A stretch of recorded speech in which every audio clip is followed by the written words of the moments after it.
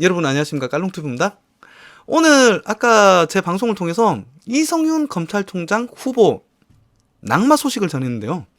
아시는 분들은 아시겠지만 이성윤은 이번 정권 관련된 대부분의 사건들에 관련되어 있는 정치 검찰입니다.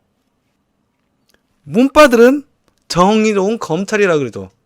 그 새끼들은 문재양 말만 잘 들으면 정의로운 검찰이니까. 권력에 비비고 권력에 아부해야 정의로움이라 착각을 하니까요. 자, 대부분은 아시겠지만 잘 모르시는 분들이 있을지도 모르니 이성윤이가 한 일을 몇 가지 읊어드릴게요. 자, 이성윤이는 추미애 아들 사건부터 옵티머스 청와대 관련 사건, 검찰 인사, 윤석열 찍어내기, 한동훈 독재 폭행, 김학의 불법 출금, 한참 뜨거웠던 버닝썬 청와대 관련 사건, 울산시장 청와대 선거 개입 사건 등등등 지대로 이번 정권의 굳은 일은 이성윤이가 맡아서 해왔다고 봐도 거의 무방하다.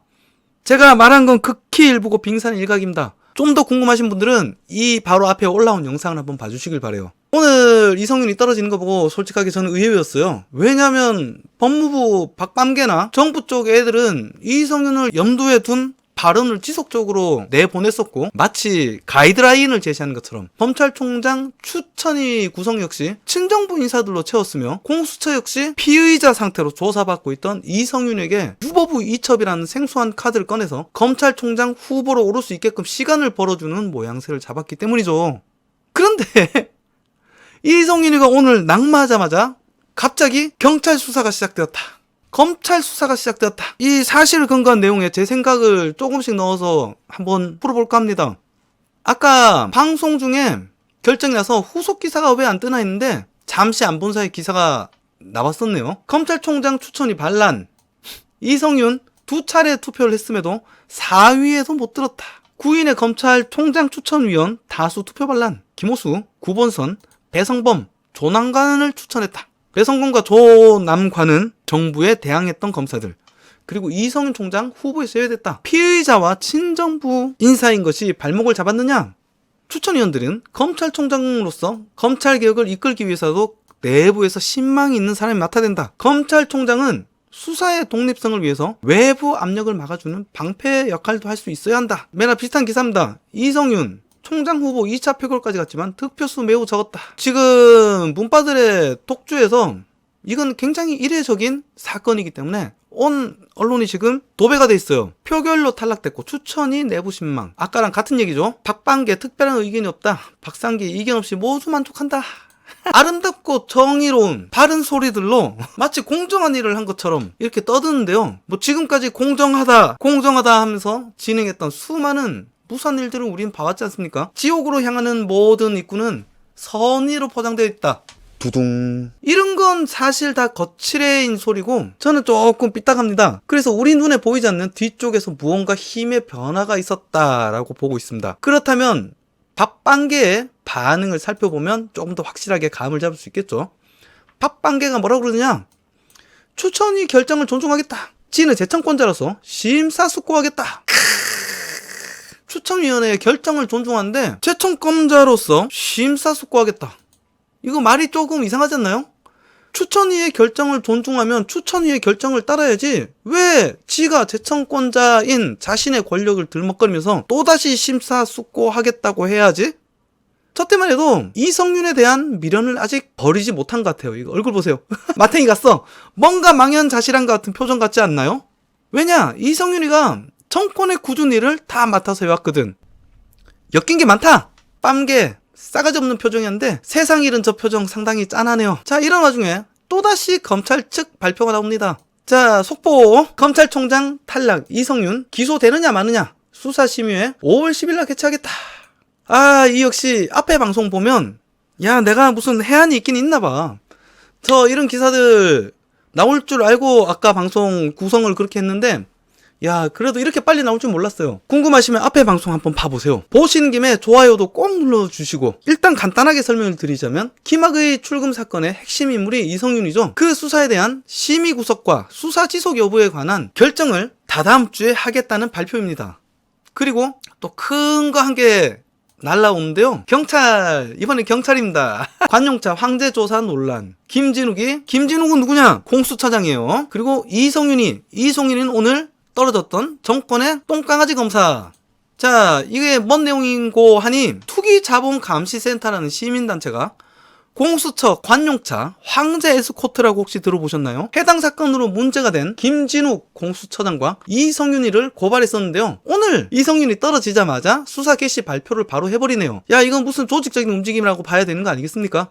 그리고 공무집행 방해죄, 직권남용, 뇌물죄, 국고손실, 청탁금지법 위반 혐의가 이성윤에게 걸려있어요. 최근 재보궐선거다 뭐다 해서 여러분들 놓치신 분들이 많으실 것 같아서 다른 기사를 한 개 더 준비해봤습니다. 짜잔! 이성윤이 황제조사 거짓 해명했다. 김진욱 공수처장이 그러하여 고발됐다. 이게 무슨 내용이고, 요건 역시 제가 2년 전에 민식이법 관련 영상을 한번 올린 적이 있었는데요. 제 영상 몇 개 없으니까 제일 밑에 거 찾으시면 될 거예요. 그 영상 한번 참조해 주시면 시간적 흐름이 아주 딱 맞으실 것 같은데, 이때도 민주당이 민식이의 시체와 민식이 부모의 눈물을 팔아서 패스트 트랙을 통과시킨 이유가 결국에는 공수처랑 선거법을 통과시키기 위한 거였잖아요. 왜 그 당시에 문바들과 민주당 새끼들이 씨부렸던 거 한번 떠올려보세요. 공수처가 되어야 검찰이 개혁되고, 공수처가 되어야 정의가 바로 서며, 공수처가 되어야 공무원 부패가 없어지고, 공수처가 되어야 나라 경제 좋아지고. 씨발 무슨 공수처가 허경영이야. 왜 씨발 공수처가 되면 복권도 당첨되고 머리도 좋아지고 씨발 여자친구도 생긴다 그러지. 그렇게도 개나발 불던 공수처의 목적은 정권 보위질이었음이 극명하게 드러난 사건이다. 사건 설명을 잠깐 해드리자면, 김학의 불법 출금 사건 피의자 이성윤을 기자들 몰래 수사받을 수 있게끔 관용차로 예쁘게 태워갔다 이거야. 공수처 직원들을 기사들로 붙여서.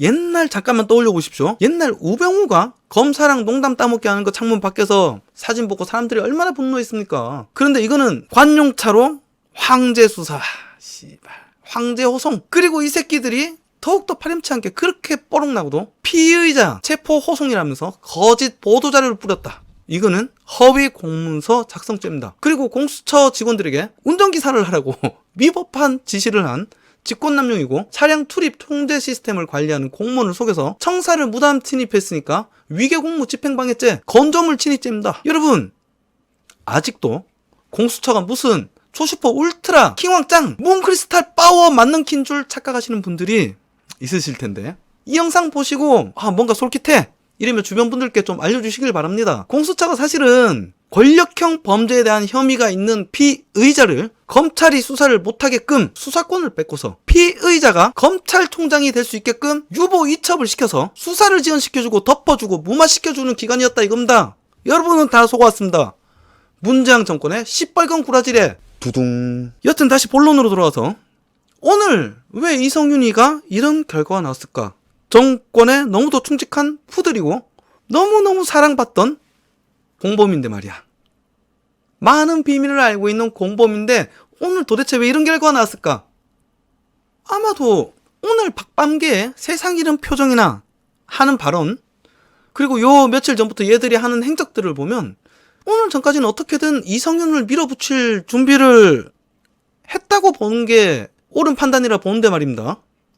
그래서 나는 경우의 수를 둔다면 두 가지 같아요. 첫 번째는 레임덕이다. 문재안과 친노 애들이 똘똘 뭉쳐있는 끈아풀이 박방계잖아. 그 박방계가 지금 말 잘 듣는 지그라인 박상조까지 위원장을 시켜서 지그 애들로 추천위를 채워 넣었는데, 걔들이 생각한 거다. 걔들이 말을 안 들은 거다. 침몰하는 배에 올라타서 똥을 뒤집어 쓰기가 싫은 거야. 혹은 요런 상상도 할 수 있겠죠. 다른 라인에 줄을 댔거나, 갑자기 저는 경기도 사시는 어떤 총각분이 생각나시는데 아마 여러분이 생각하는 그분은 아닐 거예요. 지지자들한테 몰래 맞기 싫어.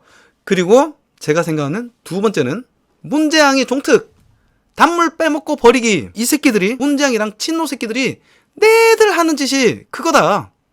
졸라게 사람 불러다가 남의 불행과 남의 슬픔을 이용해 참고 단물 뚝뚝 뽑아먹고 그냥 생까버리기, 냅다버리기.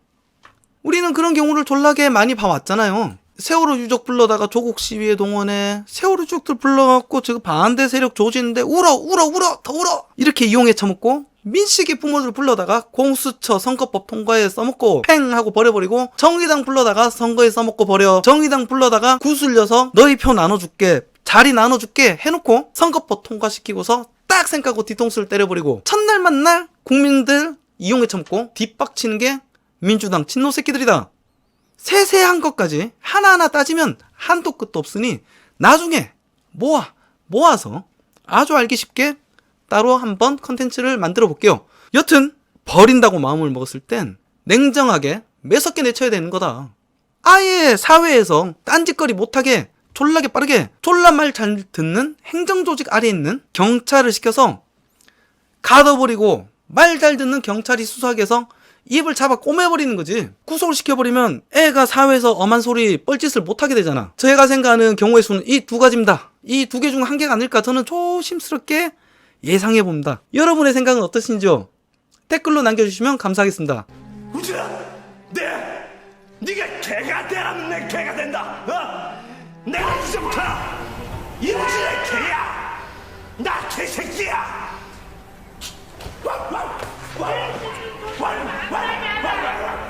자, 꼬리 살랑살랑 살랑살랑 꼬리 살랑살랑 살랑살랑 꼬리 살랑살랑 살랑살랑 꼬리 살랑살랑 살랑살랑